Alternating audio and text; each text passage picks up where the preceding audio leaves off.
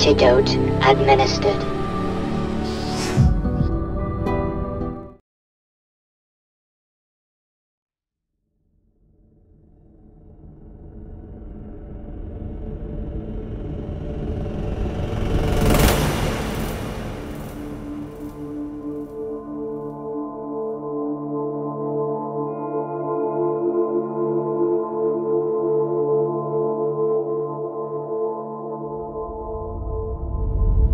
تشير دراسة وراثية جديدة إلى أن سلالة الفراعنة المصريين تعرضوا للتلاعب الجيني المتعمد من قبل حضارة متقدمة تقنيا.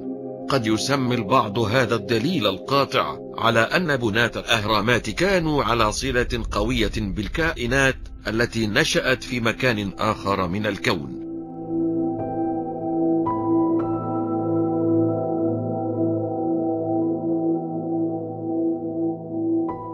نشر ستيوارت فلايشمان الأستاذ المساعد في علم الجينوم المقارن بالجامعة السويسرية في القاهرة وفريقه مؤخرا نتائج دراسة استمرت 7 سنوات رسمت خرائط جينومات 9 فراعنة مصريين قدامى. إذا ثبتت صحة النتائج التي توصلوا إليها فمن المحتمل أن تغير كتب تاريخ العالم.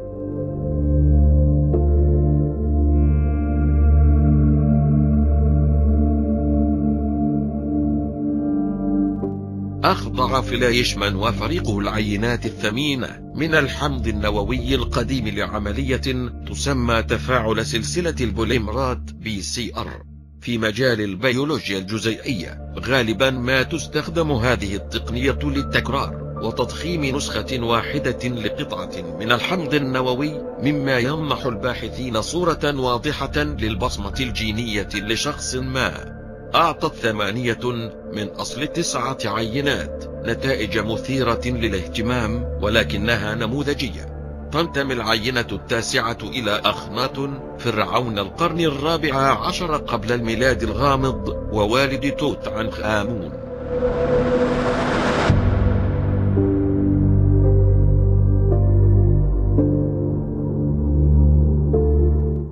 كانت قطعة صغيرة من أنسجة المخ المجففة مصدر عينة الحمض النووي، وتم تكرار الاختبار باستخدام أنسجة العظام، ولكن تم الحصول على نفس النتائج.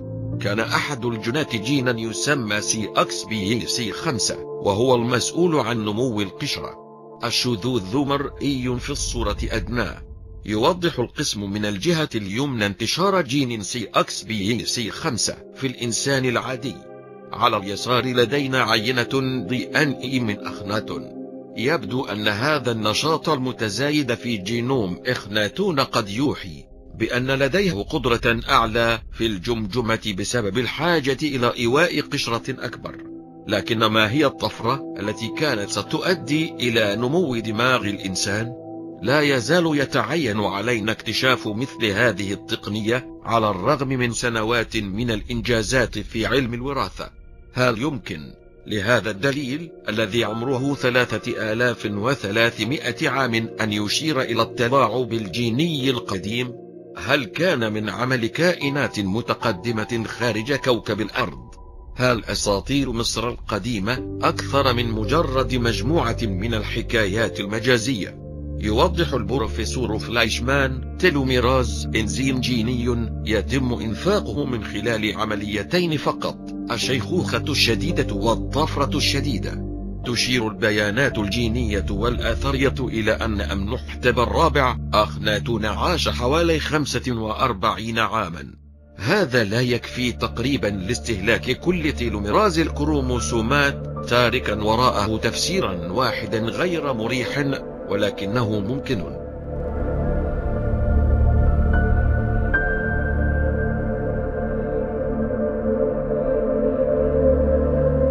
هذه الفرضية مدعومة أيضا بحقيقة أن تحليل المجهر الإلكتروني كشف عن علامات الندبات النوكليوتيدية، وهي علامة منبهة على شفاء حلزون الحمض النووي بعد التعرض لطفرات قوية.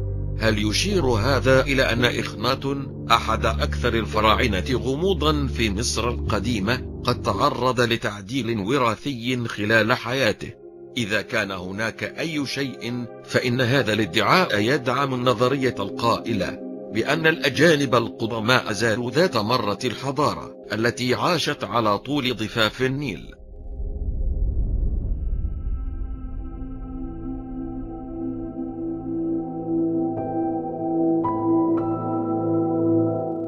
هناك دليل آخر مثير للاهتمام يدعم هذه الفرضية.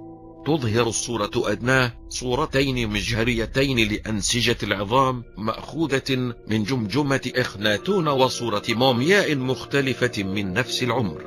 النسيج العظمي الموجود على اليسار أكثر كثافة بكثير ويختلف اختلافا جوهريا في مقياس النانو.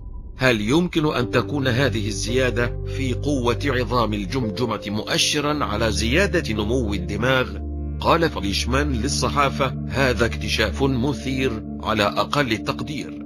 لقد أرسلنا أنا وفريقي الأوراق لمراجعة الأقران، وقمنا بإجراء الاختبارات وإعادة إجرائها مرات كافية حتى نثق في أنها دقيقة. لا أعرف التضمين الكامل لنتائجنا، لكنني أعتقد بالتأكيد أنه ينبغي عليهم على الأقل توجيه المجتمع العلمي في اتجاه كان من الممكن استبعاده على الفور قبل بضعة عقود فقط.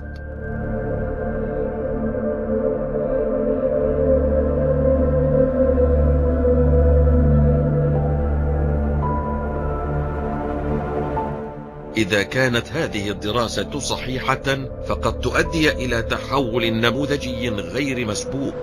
إذا كان الفضائيون يشاركون بنشاط في حياة أقوى الأفراد منذ آلاف السنين، فهل هذا يعني أنهم سيعودون؟ ربما لم يغادروا على الإطلاق، لكن الجانب الأكثر أهمية هو وجود أفراد ينحدرون من سلالة ملكية في مصر القديمة لا يزالون يمتلكون الجينات الغريبة المزروعة في جينومات أصلافهم.